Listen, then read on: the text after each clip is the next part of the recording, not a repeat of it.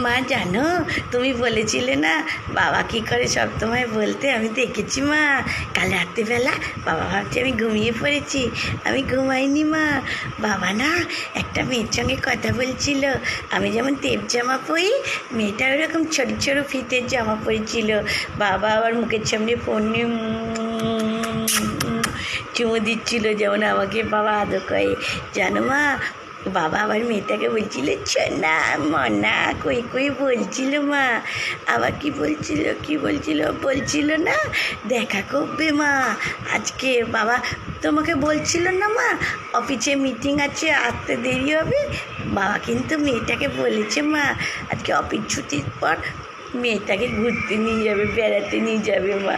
তুমি বলেছিলে বাবার ওপর নজর রাখতে, আমি তো নেকেছি মা, সব বলে দিলাম। তোমার পল্টু কাকুর দোকান থেকে ওই গোলাপি রঙের জামার পুতুলটা দেবে তো মা, কবে দেবে মা? আমার ছনা মা দেবে তো মা।